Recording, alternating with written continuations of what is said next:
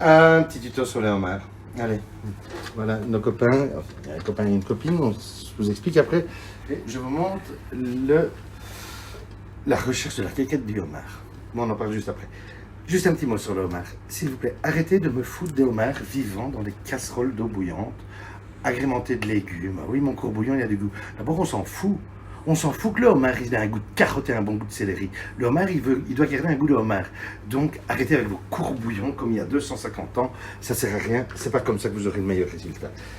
Le homard, il est au frigo. Il est à 4-5 degrés chez vous. Nous, en chambre froide, on est un peu plus bas même. On est à 4.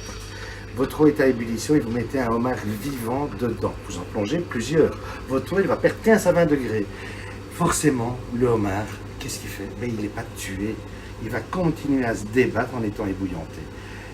Pour ça, il y a une technique. On évite ça, s'il vous plaît. On ne fait plus ça à la maison.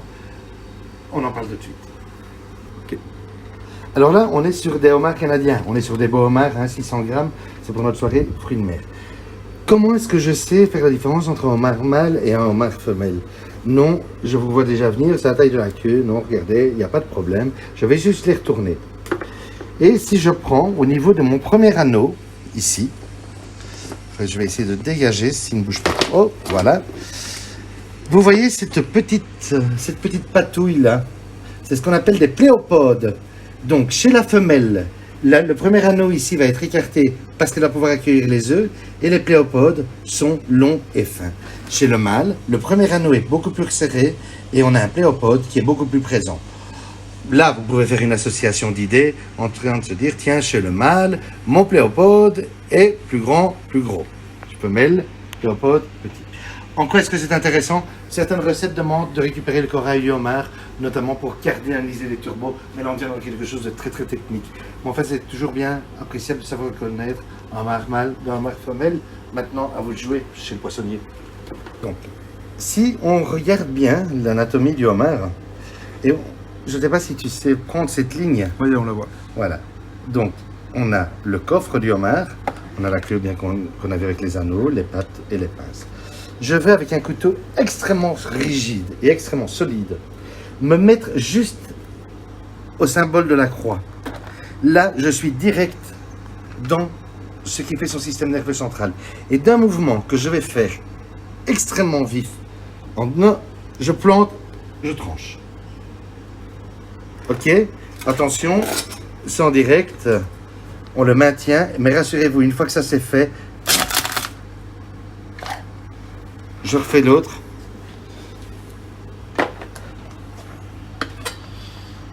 Vous avez vu, je prends ma médiane, et au moment où j'enfonce, déjà je fais un mouvement qui le rabat. Je ne suis pas là pour le fendre en deux, je suis juste là pour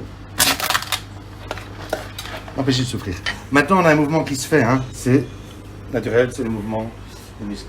Mais ça vous permet déjà d'avoir un homard qui n'aura aucune souffrance. On respecte l'animal. Le mieux, c'est la cuisson vapeur. On se voit aussi. Alors, bon voilà, donc ici on a des inguettes ou nos homards. Moi je les cuis en la vapeur.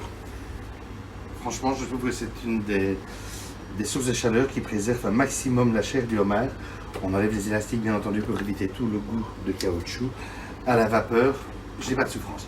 Comptez 10 minutes en chaleur, vapeur, ou en couscoussière ou le petit cuiseur vapeur à la maison. Il faut à peu près 10 minutes pour 500 grammes. Là, vous allez garder une chair croquante. Ça ne sert à rien de trop cuire les homards. Si malgré tout vous décidez de les faire au courbouillon, mais il n'y a pas de problème. Une fois que vous avez plongé vos homards qui maintenant ne risquent plus rien, quand vous allez sortir de votre courbouillon, vous les mettez simplement dans cette position-ci. Ils vont tenir. Et le fait d'avoir fait cet encart va permettre au jus de cuisson de se libérer. Pour ne pas avoir une chair qui se gorge d'eau.